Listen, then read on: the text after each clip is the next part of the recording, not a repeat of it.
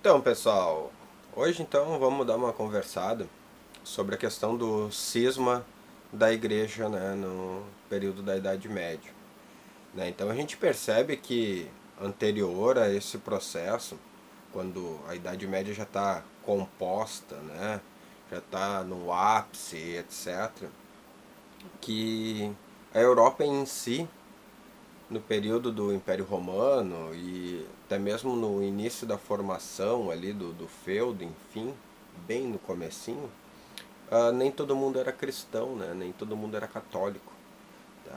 Mas com a adesão ao cristianismo por parte de Constantino, né? O imperador Constantino, por sinal foi um grande imperador, ele conseguiu conquistar, né, boa parte da Europa ocidental e da Europa oriental, né, juntando, fazendo um grande reino. Então ele fez também com que o cristianismo se expandisse, né? Ele foi muito responsável por essa expansão do cristianismo, certo? E de que forma isso aconteceu? Basicamente, em função de uma guerra, de uma batalha, né?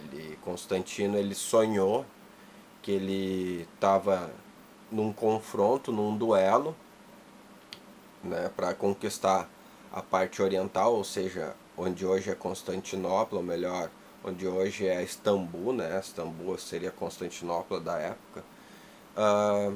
Ele sonhou que tinha uma cruz, né, e a cruz iria proteger, lembrando que ele não era cristão, né, ele era devoto lá da religião romana, né, então do panteão dos deuses, né, que é aquele monte de deuses e crenças, etc., que descendem da cultura grega, certo? Então ele sonha que colocando uma cruz, né, expondo essa cruz, propagando essa imagem dessa cruz, ele iria vencer a batalha.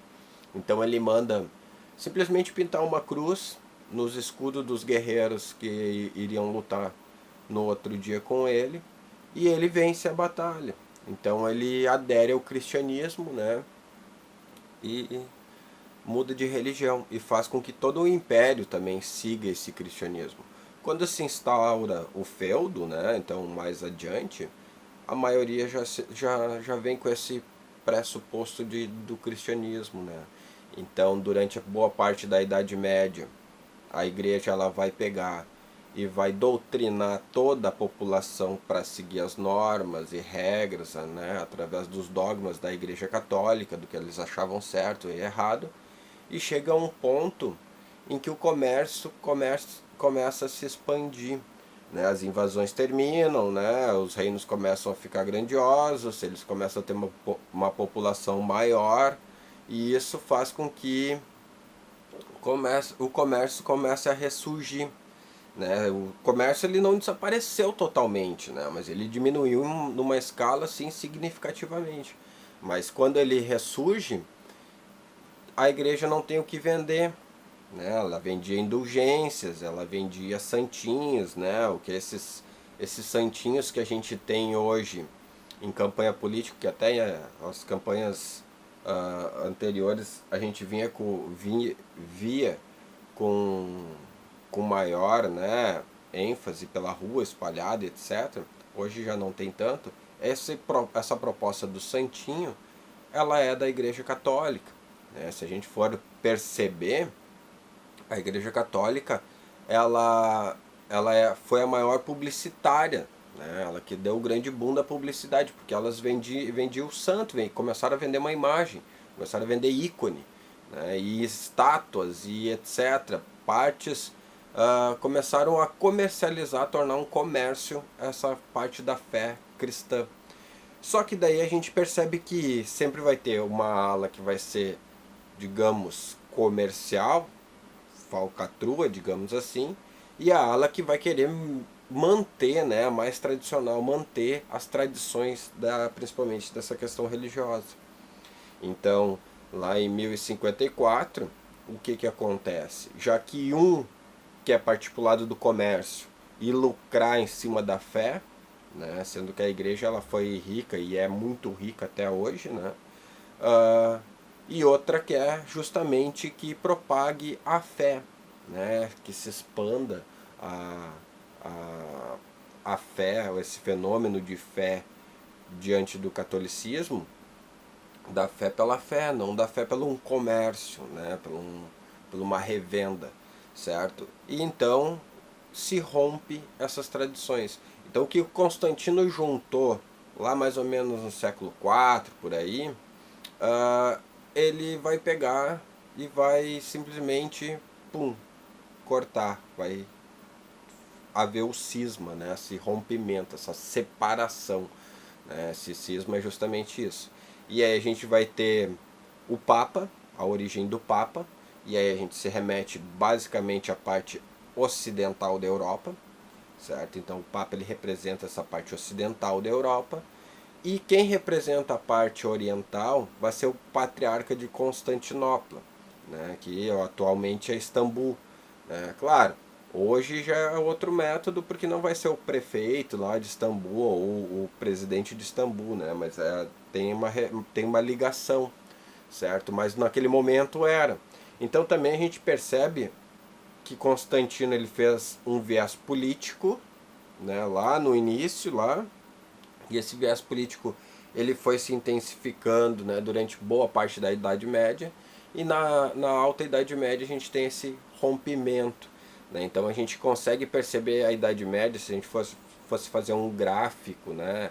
Como na matemática lá, um gráficozinho x e y, né? Ou melhor, x e y, uma crescente do início da Idade Média, ela cresce, chega ao seu ápice, acontece o cisma e aí ela começa o declínio também, né? Então ela acaba sendo um morrinho, né? Uma torre, né?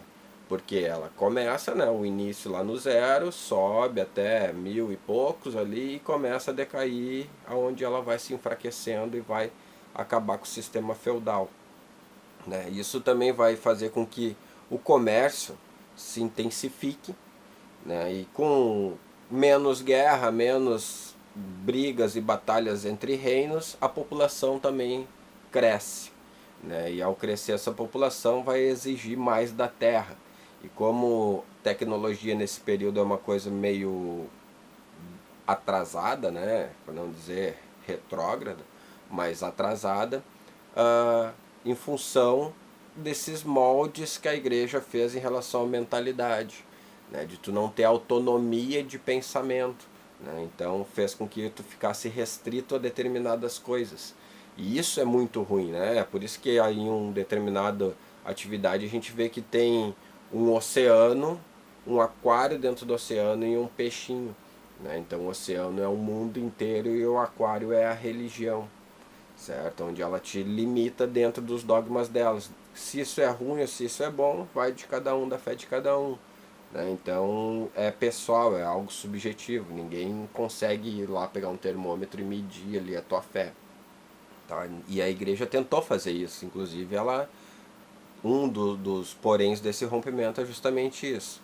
Os mais afetados, né, em função desse cisma vai ser justamente os monges, tá? Por que os monges? Porque lá no início da Idade Média, quem escreve a Bíblia mesmo, vão ser os monges, eles que vão compilar os livros da Bíblia e vão formular elas.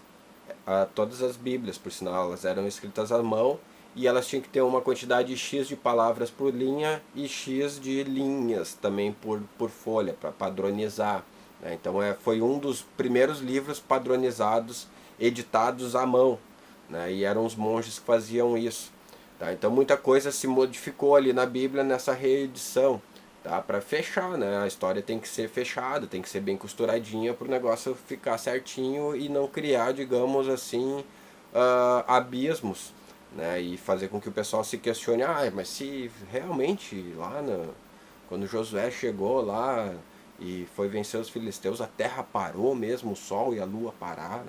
Não tem como, né? O sistema celeste é muito gigante, não foi uma batalha que fez isso. Mas a questão do tempo, tá? Equinócios, solstício, a gente tem esses fenômenos parecidos. Outra coisa que a gente percebe assim, o que aconteceu pelo fato dos monges ser responsáveis por essa Bíblia ela era vendida, os santinhos eles eram vendidos, estatuetas que passaram a ser adoradas também passaram a ser vendidos, né?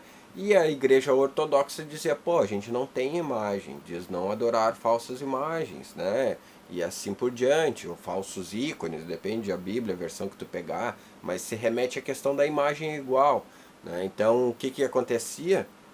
Uma ala da igreja dizia que tinha que adorar e outra ala da igreja dizia que não condizia com o que estava sendo proposto pela religião, pela origem, né, da religião, né, do cristianismo. Na verdade, o cristianismo são adoradores de Cristo, né? Então, outras imagens de outros santos no meio fica bem complicado. E se tu for ver a imagem de outros santos que a gente tem dentro da característica cristã católica, né? São basicamente santos de imagens romanas, né? Então descaracteriza um pouco também esse viés, tá?